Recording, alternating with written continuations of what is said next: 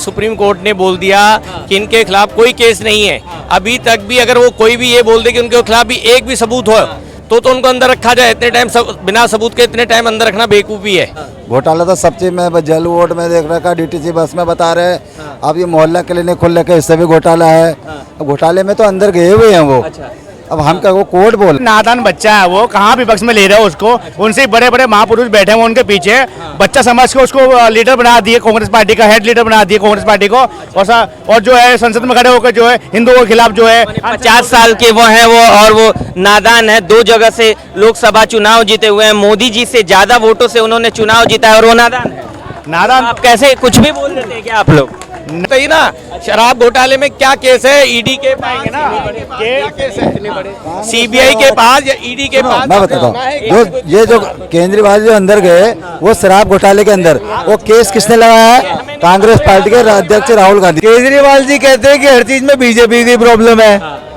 ये बात संसद भवन में पीएम मोदी ने खुद उठाई है आपके ऊपर। आपको उन्होंने ये कहा है कि कांग्रेस आप करे घोटाला, कांग्रेस करे आपकी शिकायत, मोदी जी करे उसमें कार्रवाई, तो आप दे गाली मोदी जी को। इसमें मोदी जी की क्या गलती? वो वाले को 300 दे सकती है और 415 वाले को 40 दे देती है, पब्लिक तो कुछ भी कर। आप देख रहे हैं एनसीआर समाचार, खबर भी असर भी। नमस्कार, आप एनसीआर समाचार देख रहे हैं। मैं हूं सुमित। बात करेंगे दिल्ली विधानसभा चुनाव जो अगले साल होने वाला है उस पे। उससे पहले दिल्ली के मुख्यमंत्री अरविंद केजरीवाल जेल में है। लगातार विपक्ष मोदी सरकार के खिलाफ कह रहा है कि मोदी सरकार तानाशाह हो गई है, दूसरे राज्य के मुख्यमंत्री को जेल में डाल दे रही है। और ये मामला उस समय से और ज़्यादा बढ़ गया है जब हेमंत सोरेन, झारखंड के पूर्व मुख्यमंत्री और वर्तमान में जो भी मुख्यमंत्री है वो बाहर आ गए हैं। उसके बाद से इस पर लोगों से बात करेंगे किस तरह देख रहे हैं। विपक्ष का साफ कहना है कि मोदी सरकार तानाशाह हो गई है। भाई मोदी सरकार अगर तानाशाह होती तो झारखंड के जो सीएम है, पूर्व सीएम, वो अभी सीएम बन गए। हाँ, अभी दोबारा सीएम बन गए। तो वो सीएम बन क्यों गए? अगर तानाशाह अगर होती बीजेपी तो ऐसे ही केजरीवाल ही बाहर आ जाए। क्या उनको कानून में भरोसा नहीं है? क्या अदालत में भरोसा नहीं है? ये सिर्फ डोमला बच्ची करते हैं और कुछ नहीं है इनका। कहीं ना कहीं तानाशाही तो है ना। आप दूसरे राज्य के मुख्यमंत्री को जेल में डाल दे रहे हैं। आपके जितने नेता है वो सब पाक साफ है, मतलब आपके जितने नेता है वो सब सही है।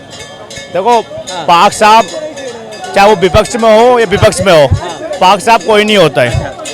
कोई ना कोई किसी ना तरीके से किसी भी प्रकार का हर किसी नेताओं पर कोई ना कोई लगा हुआ होता है। बट उसको कैसे हम आ सकते हैं या फिर उसको कैसे हम बच सकते हैं? दिल्ली में इतना विकास हुआ है उसके बाद भी आप किसी राज्य के मुख्यमंत्री को जेल में डालना, उन पे आरोप लगाना कहाँ तक सही है?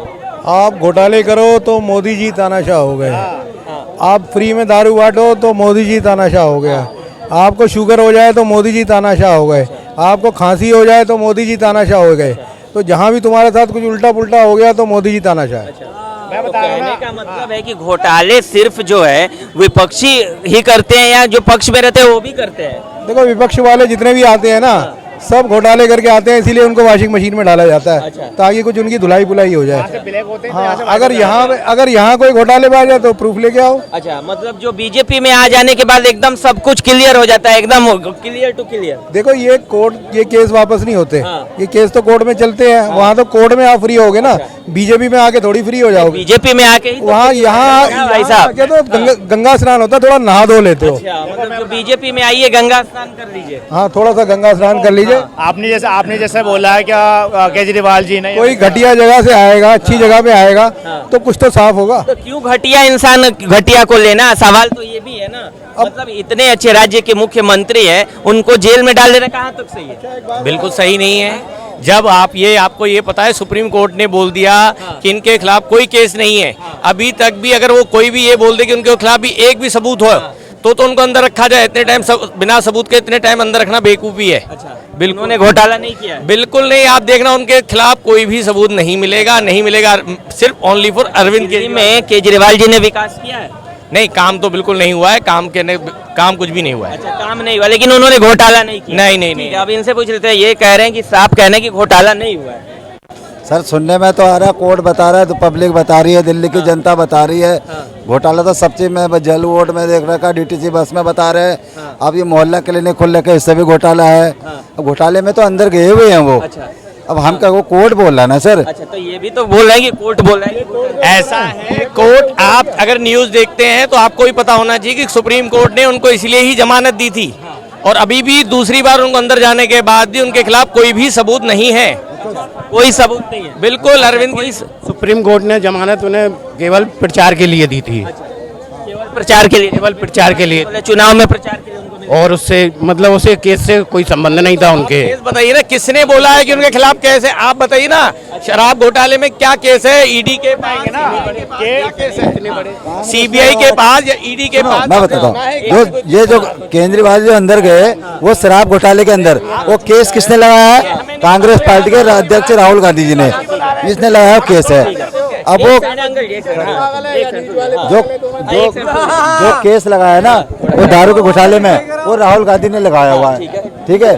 उस चक्कर में अंदर है। अब ये कोर्ट फैसला करेगी, और मुझे नहीं लगता बिना गलती के एक मुख्यमंत्री को जेल के अंदर रखा जा रहा हो। के बिना प्रूफ के कोई कोर्ट किसी को अंदर नहीं करती है, कोई भी कुछ ना कुछ। कहना चाह रहे हैं युवा है। देखो PLMA के तहत वैसे तो नहीं कर सकते, मगर PLMA एक्ट के थ्रू ये किया जा सकता है, ठीक है। केजरीवाल जी पे जो लगा है, that is totally PLMA act, ठीक है। Prevention of money laundering act है ना? हाँ, ठीक है। अब क्या है, बात बिल्कुल सही है कि कांग्रेस ने के जो नेता हैं राहुल गांधी, उन्होंने केस किया केजरीवाल जी पे। केजरीवाल जी कहते हैं कि हर चीज में बीजेपी की प्रॉब्लम है। ठीक है। ये बात संसद भवन में PM मोदी ने खुद उठाई है आपके ऊपर। आपको उन्होंने ये कहा है कि कांग्रेस, आप करे घोटाला, कांग्रेस करे आपकी शिकायत, मोदी जी करे उस पर कार्रवाई, तो आप दे गाली मोदी जी को। इसमें मोदी जी की क्या गलती? ठीक है। अब पानी का विषय ले लो, चाहे कांग्रेस, आपको खाली बातचीत करने के अलावा और कुछ नहीं आता। अच्छा, कुछ भी नहीं है। कुछ भी नहीं आता। दो उन्होंने क्लासें क्या ठीक कर दी, पूरा स्कूल ठीक कर दिया। दिल्ली में शराब घोटाला हुआ है? नहीं हैं? नहीं नहीं हुआ है? हाँ। अच्छा, क्यों? अगर नहीं हुआ है तो वो जेल में क्यों है? बेटे ऐसा है, ये गवर्नमेंट इनकी चल रही है ना अभी।